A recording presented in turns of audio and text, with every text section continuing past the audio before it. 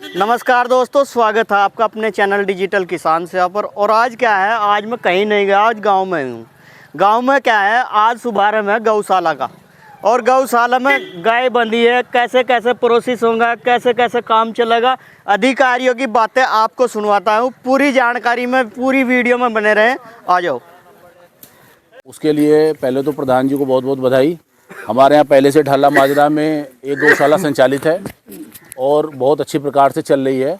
उसके लिए जो भी खंड विकास अधिकारी महोदया के दिशा निर्देश में वहाँ के सचिव महोदय, प्रधान जी को बहुत बहुत बधाई।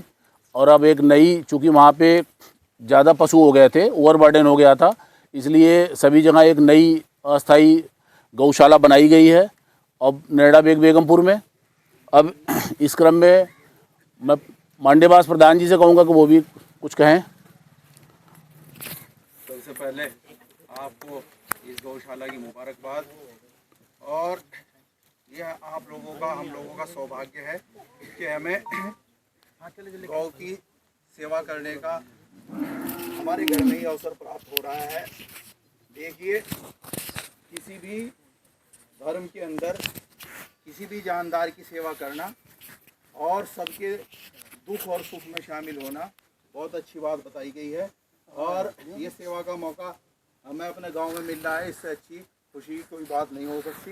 बहुत बहुत सौभाग्य की बात है। और ये सरकार की अपनी खुद की प्राथमिक योजनाओं में से है, जिससे कि जो भी हमारे पशु थे, जो बाद में लोग गाय बछड़े इनको दूध देने के बाद जब छोड़ देते थे, तो एक तरह से ये सड़कों पे निराश्रित रूप में फिरा करते थे, और उनको एक तरह से संरक्षित करके उनकी देखरेख करना, उनकी दवाई करना, उनका इलाज करना, तो एक बहुत बृहद योजना है और सरकार की सबसे प्राइम योजनाओं में से एक है, प्राथमिक योजनाओं में से। अब इस क्रम में मैं डिप्टी सीईओ साहब से भी कहूँगा कि वो भी अपनी बात रखें।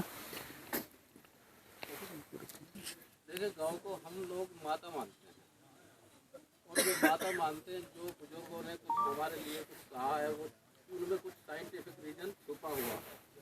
अब गाय को हम क्यों माता मानते हैं? हमारे यहाँ अगर देखा जाए तो जो हमारी ये का होता है, इसी तरह से भेड़ बकरी में 3 महीना 3 दिन का होता है। जो हमारी सूकर होती है उसमें 5 महीना 5 दिन का होता है। जो गाय होती है उसमें 9 महीना 9 दिन का। आप सुनिए, गाय में हमारा 9 महीना 9 दिन का जेस्टेशन पीरियड होता है। इसी तरह से भैंस में 10 महीना 10 दिन का, घोड़ी में 12 महीना 12 दिन का, और हाथी में 22 महीना 22 दिन का। अगर इनका सबका जेस्टेशन पीरियड मिलाया जाए तो जो हमारी माताएं बहनें हैं उनका जेस्टेशन पीरियड और गाय का जेस्टेशन पीरियड बराबर होता है। दूसरी चीज़, लॉजिकल चीज़, जब बच्चा बीमार हो जाए या माँ का दूध ना उतरता हो या कोई ऐसी बात हो जाए, तो डॉक्टर लोग क्या सलाह देते हैं कि गाय माता का दूध देना, गाय का दूध देना। भैंस का या किसी और पशु का दूध नहीं बताते हैं उसको। दूध जो गाय का है और जो हमारी लेडीज माताएं बहनाएं, उनका जो कंपोजिशन है दूध का, वो भी सेम है। इसलिए हम इनको गौ माता कहते हैं। और गौ माता कहते हैं तो गौ माता हमारी हैं भी। अब ये हम लोगों ने जो है निराश्रित छोड़ दी हैं। मेरा आप लोगों सभी से ये है कि गौशाला बनी है तो इसमें कृपया करके इतना ध्यान रखें कि हमारी माताएं हैं, और माताओं को अगर हम निराश्रित छोड़ेंगे तो गौशाला हम नहीं उतना चला पाएंगे, कितना जो पशुधन हम यहाँ पर रख पाएंगे। तो इन गौ माताओं को जो निराश्रित हैं उनको तो जो यहाँ पे रखें।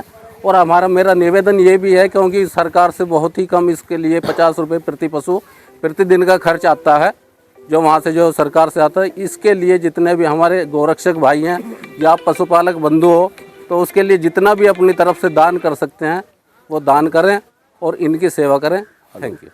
हाँ नमस्कार। मैं जिनके ये दिशा निर्देश में गौशाला बनी है, और पिछली गौशाला जो हमारी ढाला माजरा वाली बहुत अच्छी तरीके से चल रही है, मैं अपनी खंड विकास अधिकारी महोदया से आग्रह करूंगा कि वो भी अपनी बात रखें। आप लोगों से ये अनुरोध रहेगा कि गौशाला तो होंगे, लेकिन ये आपके अपने घर की गौशाला, इसको मानिएगा और इन पशुओं के लिए आप जो कर सके वो करिएगा। इसी के साथ मैं अपनी वाणी को विराम दूंगी। धन्यवाद। अब मैं सीबीओ सर से आग्रह करूंगा कि वो भी अपनी बात रखें। धन्यवाद। इस कार्यक्रम के मुखिया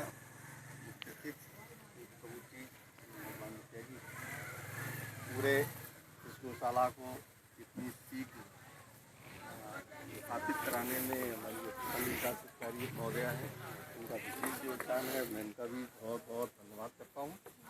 हमारे डॉक्टर साहब बीपी सीवे साहब जिला पंचायत सदस्य थे, प्रधान जी और हमारे थाला माजरा के प्रधान जी हैं, तो आप सबका बहुत बहुत स्वागत है। जैसा कि ये कुत्ता जानवर की निराश्रित पशुओं के संरक्षण की जो योजना है उत्तर प्रदेश सरकार की, तो ये समस्या हमारे समाज की है, समाधान भी हमको मिलजुल कर करना है। सरकार इसमें सिर्फ सहयोग करती है, एक रास्ता बताती है, चलाना हमें आपको है।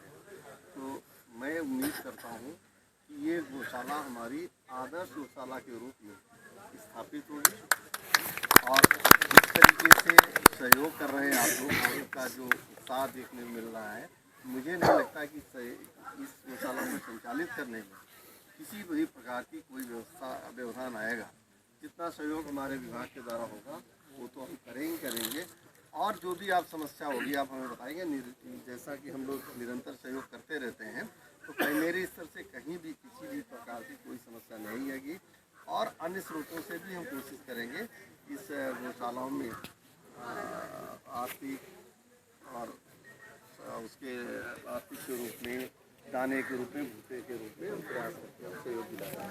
लेकिन आप लोगों से भी आग्रह है, अनुरोध है, इस गौशाला को उत्कृष्ट गौशाला बनाने में आप अपना योगदान करें। बाकी हम सभी आपके साथ हैं। धन्यवाद। सर, योगदान आप भी तो आप ही देना पसंद करते हैं। जब आप 3 शिकायत तो हमने दे दी आपको, तो फिर हम कमिश्नर के यहाँ जा रहे हैं, वरना तो भाई देखिए ऐसा है जो बात आप कह रहे हैं, नहीं इसमें सर ऐसा था है? इस ग्राम पंचायत में खेल का मैदान भी नरेगा से निर्मित हुआ है, अमृत सरोवर सामने बना हुआ है, आरआरसी इधर बना हुआ है, नरेगा की भूमि पर आपकी एक गौशाला का निर्माण हुआ है, सामने नेपियर लगाई गई है। इस ग्राम पंचायत से ज्यादा विकास, एकत्रित विकास कहीं और कहाँ होगा? आपका आपने एक गांव में विकास किया। और हमें अपने सुझाव दें, बहुमूल्य सुझाव दें।